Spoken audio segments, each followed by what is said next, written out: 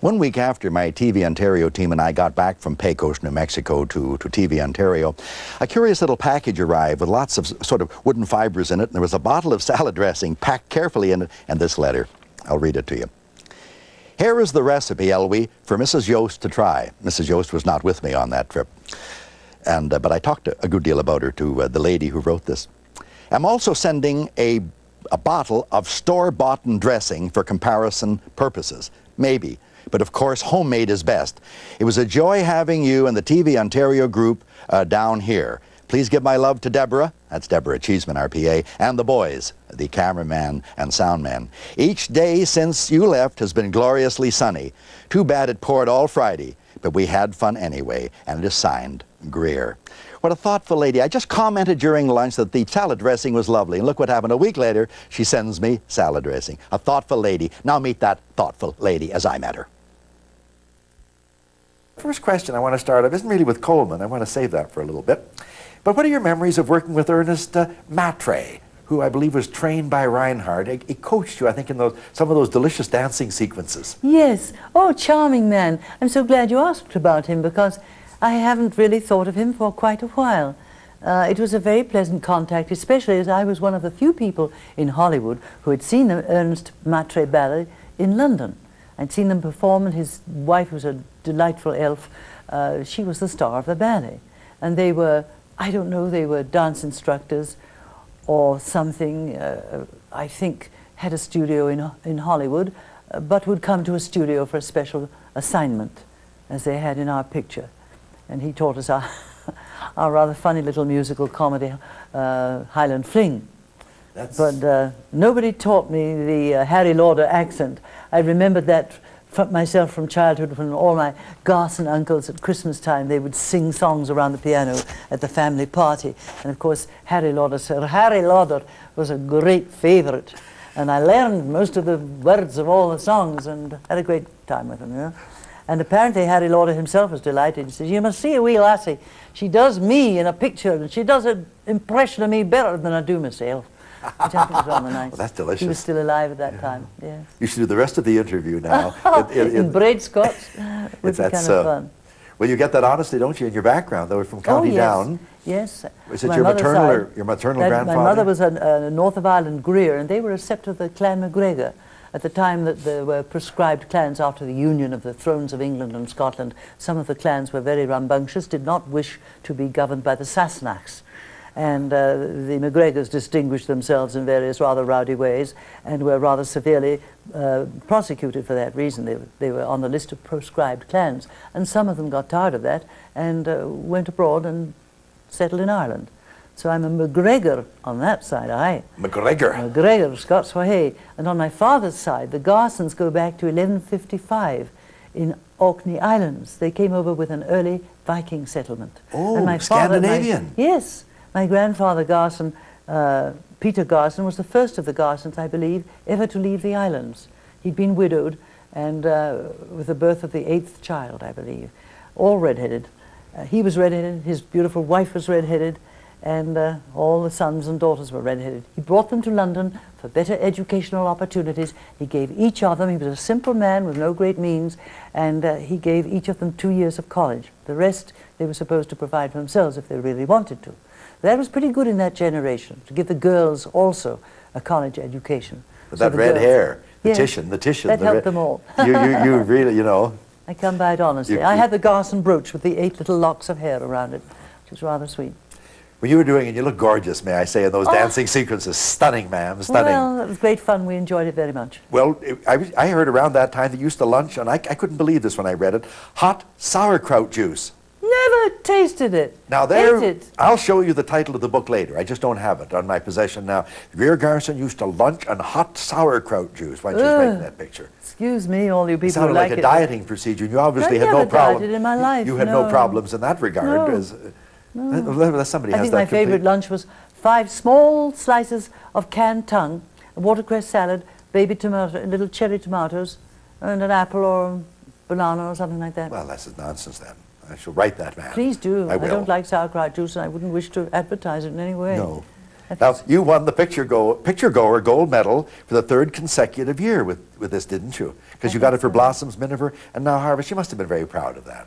Well, I was very happy. That's an audience award, you know. That's a Gallup poll. And at the same time, the same thing went on in England for 3 years running. Only things were so difficult over there that they didn't strike a beautiful medal each year.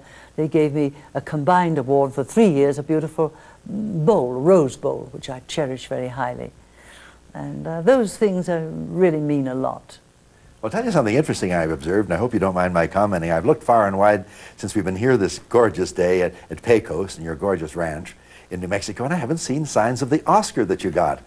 No, I don't think there's I bet any... you keep it away somewhere. Well, it's certainly not here. There's no symbol of my connection with show business here. This is country living, country life. Forked Lightning Ranch is untouched by any Hollywood glitz. It's rare in this profession, Miss Garson. Well, maybe it is. It isn't that I appreciate the lovely symbols that were given to me from time to time, because most of them were real symbols of affection. And that's wonderful, wonderful to have. Actors are so lucky. Just think, instead of being in show business, we might all have been chartered accountants struggling with people's income tax. We might have been auditors or collectors, rent collectors. We might have been orthodontists or something like that, and working with the rather serious and sad and part of life. Instead of that, we are the laughter makers, and we celebrate the joy of life and spread it around, and that's wonderful, and we enjoy it very much. Well, you were starting out in that direction, I think, with Lever Brothers, weren't you? That was the advertising service. Yes. A nice clean business, of course, being Lever Brothers. Thank God it didn't go that way. Well, it was a very interesting job, and I enjoyed it. But of course, I was just really holding my breath and waiting. I was ready, and I had worked since childhood. This was my dream, to get into the theatre. And a chance introduction led to an opportunity at Birmingham Repertory. And where you were? Where off I went. Did you ever meet James Hilton, who wrote, I've never met him. Yes, I did. What sort of man wrote a charming man. Harvest? Quiet, English, you know, very cool and controlled, with a shy sort of sense of humour. Quiet man, charming. I liked his books. Wonderful of course, books. I liked Random Harvest immensely, and he was very well pleased with the script and the picture. And may I say that seeing you like the picture too, I think. Oh, crazy. And I have a great soft spot for him. Crazy about it. Anytime I see it, I dissolve in tears at the end. Oh, I know. Because I think Ronald Coleman is such a romantic actor. And he doesn't need cloaks and swords and horses and Bengal lancers and that kind of thing to be romantic. He just is a wonderfully romantic person. In real life too? Voice. Oh, yes, Off the I set think was so. this... Shy. Well, he didn't cut a dashing figure. He was rather retiring and went and rested in his dressing room between takes. But he was just a charming host at home, and he and his very lively, delightful wife, Benita Coleman, who Benita Coleman had been Benita Hume professionally on the West End stage, a very delightful light comedian. She was a very fine hostess. And they came out here for one memorable weekend. David Selznick and Jennifer Jones, who were married at that time, they came out too.